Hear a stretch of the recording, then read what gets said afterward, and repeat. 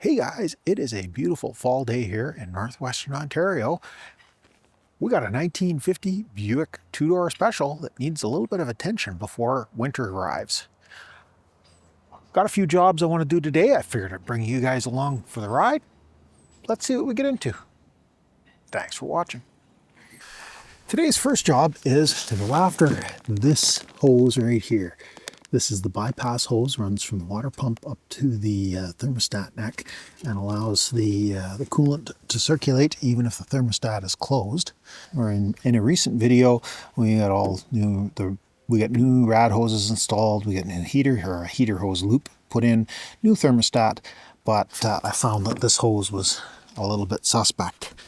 I did order in the gasket. It looks reasonably close, but that is what I received from Cars.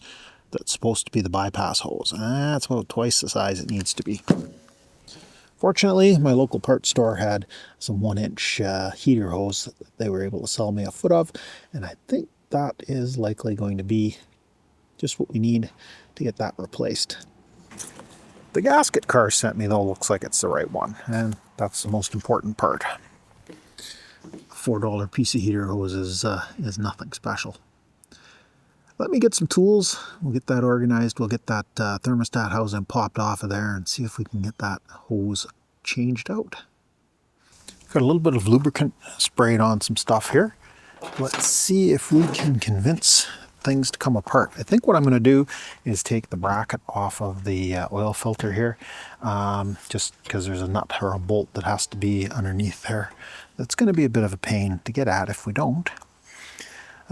Well, we've got it off. We may as well run it through the sandblaster and toss a quick splash job on it just to make it look a little prettier. I'll probably do the same thing with the oil filter housing when I go to do the oil change.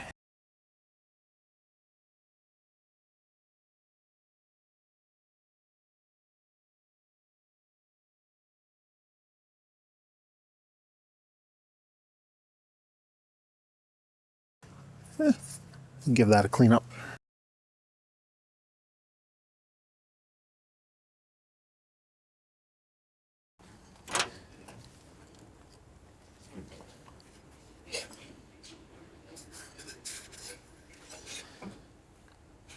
I'm guessing the bracket is supposed to be that kind of turquoise color that the engine's supposed to be, but I think it's going to end up being semi-gloss black because that's what I have.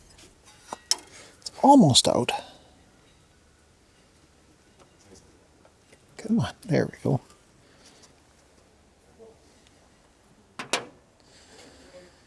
One more, and we'll be able to get that housing loose.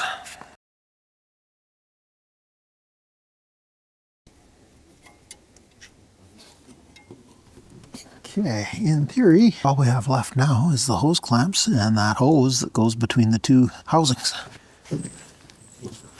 Okay, let's see if this is going to come loose. That one came fairly easy. I think we're freed up. Let's see if we can convince this to pop loose now. Well, that went fairly easy.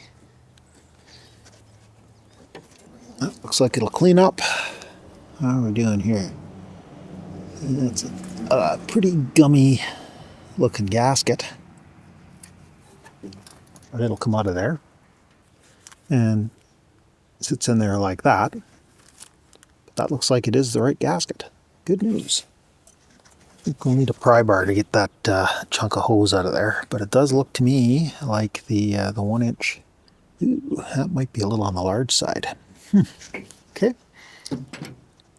We need to get some 3/4 inch. Maybe we'll steal a chunk off of this, or else we'll go and get another piece. Let me grab a pry bar. We'll push that out of there and get a scraper so we can clean up the gasket surface. There we go. Ah, that's too big. Darn. Give this scraper a try, see if we can get that gasket out of there.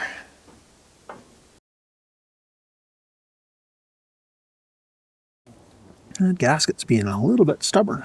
That's probably not a bad thing, just means it was held on there really well, but sticky.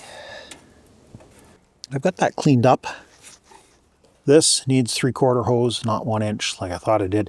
Definitely smaller than the piece that Cars sent me. But the parts store should be open this morning. I will go and pick up a small length of hose and we'll get that put back together. Give that a little bit better scrape. I got a razor scraper somewhere, and we'll go over those gasket surfaces with that. Maybe put a little bit of gasket compound on there and get everything buttoned back up. I'll bring you back when I'm ready to continue. Big rush to get to the parts store before they closed at noon. Turns out they didn't close till 1. But I did get a piece of hose. That piece of heater hose definitely wasn't going to last long.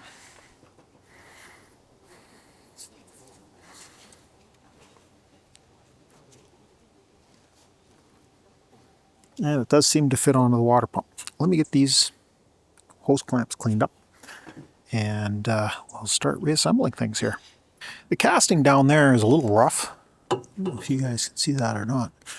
This casting here is just a little on the rough side. It's not the not corrosion or anything, it's just that's the way it is. I think I'm going to put a little bit of this gasket maker stuff on the inside of the tube just to help it seal. Of course, the next person that takes this off will probably curse my name, but that'll probably be me when I do a full rebuild on the engine in a few years. Yeah, the fitting on the bottom of the housing here is in about the same shape. I'm going to grab a little bit of Scotch-Brite, clean it up, then we'll put that goop on there, the same as we did for the upper one. And I think I'm also going to do the same thing with this gasket, just to kind of hold it in place.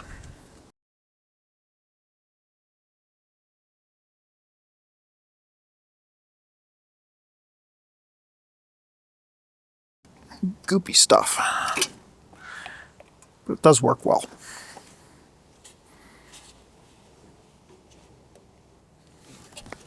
I don't know if you guys can see much down in there, but basically ready to go back together, except the bolts need to get cleaned up. Let me do that, I'll bring you back in a minute. Got the bolts kind of sort of cleaned up. Now they acted like they had oil on them, which is weird.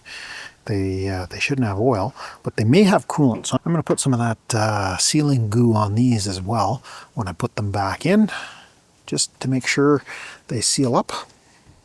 And of course, we knock the gasket out of the way.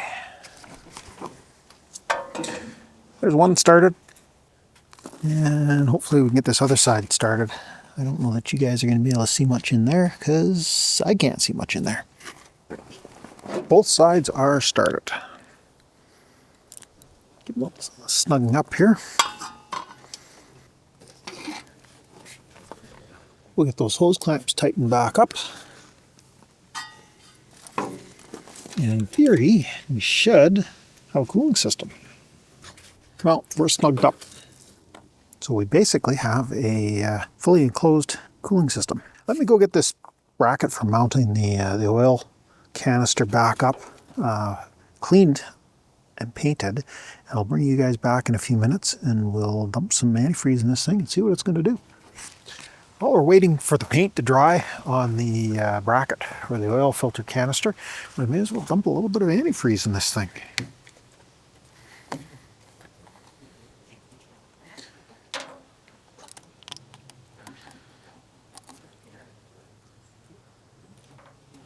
I chose to go with the 50-50 premix just because then I don't have to worry about finding distilled water.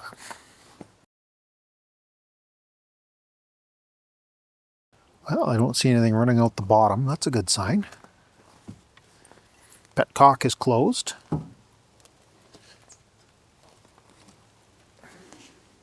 We did check the radiator with water about a month ago and didn't see any leaks, so I don't expect that the antifreeze is going to leak.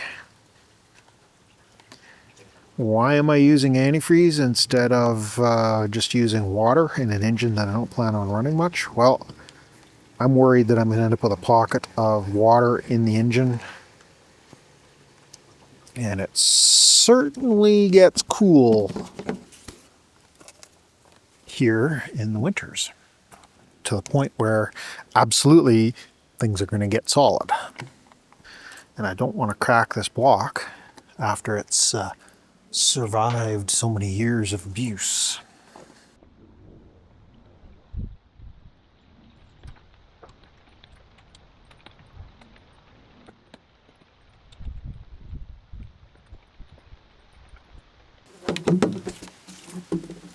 Well, that's interesting.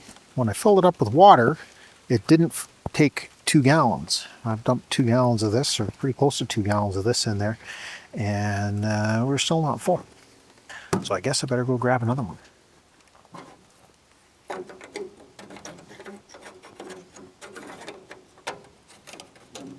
I'll be right back. Well, we are filled to the top, or, half an inch down.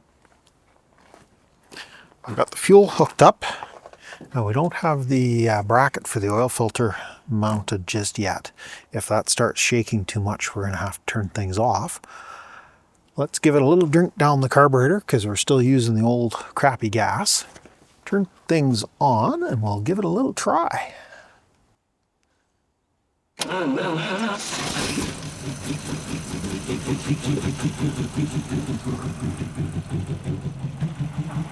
The car is so hard to start.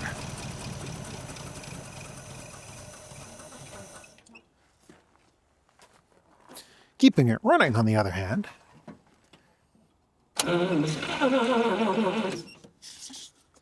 again, the gas we're using is 3-year-old lawnmower gas.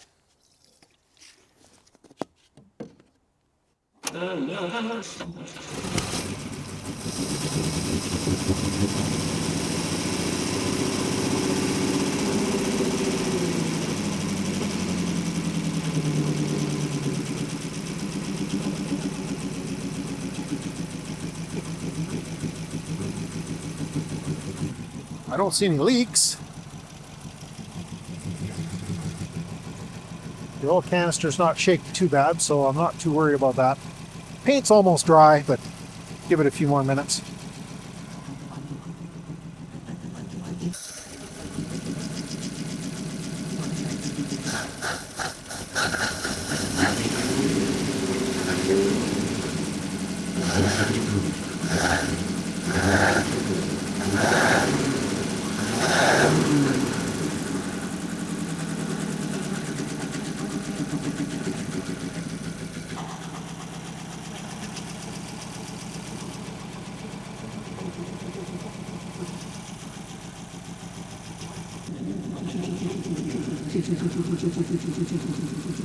No apparent leaks coming out of the casting plugs, or grease plugs.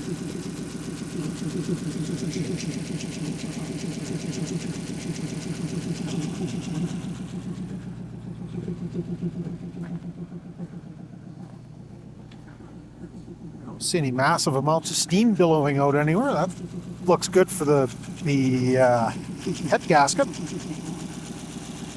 Not a real big fan of this rain falling. There's no air filter on there. I put the air filter on. We've got it sitting in the car, easy enough to slip over the carburetor. There we go. There's no oil in the oil bath, but I have checked that there's no critters living in the air filter housing, so we shouldn't be sucking anything in. Starting to get some oil burning off of the exhaust manifold. That's a good sign.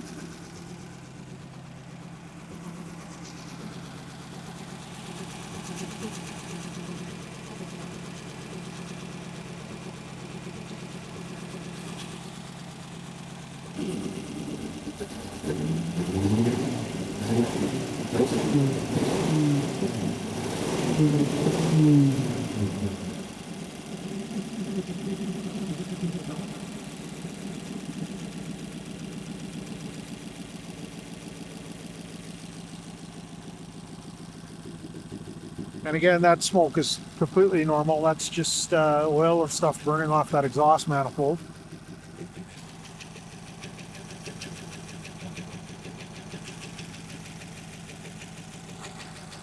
Reach down.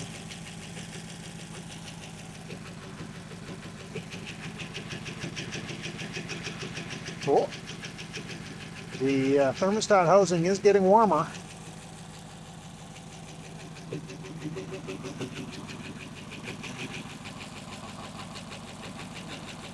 I wonder if you've got any vacuum on this line for the... Oh, we've got vacuum for the windshield wipers too. Not that we need wipers, we don't have a windshield, but... Well, this is certainly the longest I've let it run.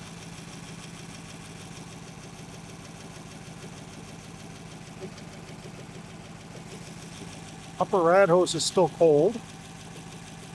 I expect we're going to see the radiator go down when the thermostat opens, because all of this will likely be empty. At the very least, we'll see a bunch of turbulence as water starts flowing through the rad. This heater hose is nice and warm. If we had a heater core hooked up, we probably would be getting warm air out of it.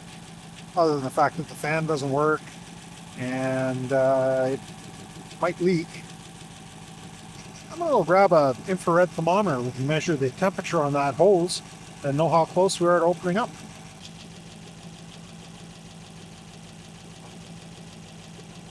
$153.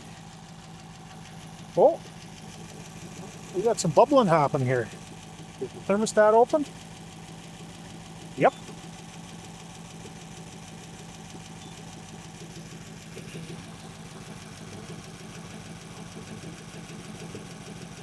Nice and warm.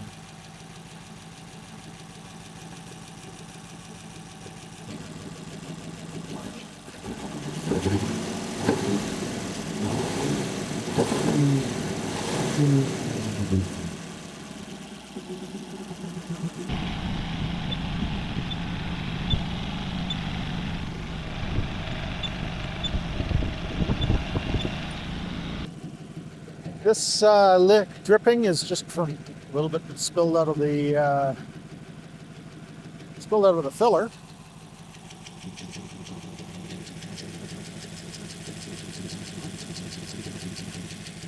I'm not seeing any leaks.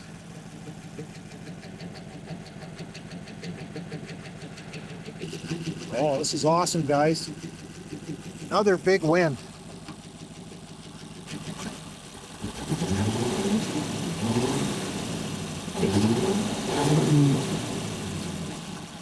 The accelerator pump doesn't work very well, but the accelerator pump that's in this carburetor was the one that was in it, because the one that was in the carb kit I got didn't fit. Well, this carburetor will need a proper rebuild at some point, but for now it's working. Well, guys, I think we're going to take that for the win. We got a cooling system. How it's going to work when it's got the rad cap installed, I don't know. Putting a little bit of pressure to this thing. We might start to see some leaks, but I'm very happy with that. That's impressive. Considering this car hadn't run since 1970, probably. The fact that we've got it running as well as we do, no apparent leaks from the cooling system, that is really, really good news. Let me get the brackets for that oil canister back in place, and we'll see how things look. Well, guys, it runs. We got the oil filter housing mounted back up. Again, I've got a oil change coming up in the very near future, and we'll peel this off. Give this a freshen up while we're doing that. The engine is running fantastic. No indications of any leaks. And we got cooling. Absolutely fantastic. Well, I think we're going to call that one a success. Thanks a lot for stopping by. Greatly appreciate you taking the time to watch the video. If you got this far, give me a thumb up. We had another win. Let's celebrate. If you haven't already done so, consider subscribing to the channel. Love to have you come back. maybe consider ringing that bell icon. Leave me a comment down below. Let me know what you think of the old Buick. I'll catch you guys in the next mess. Thanks for watching.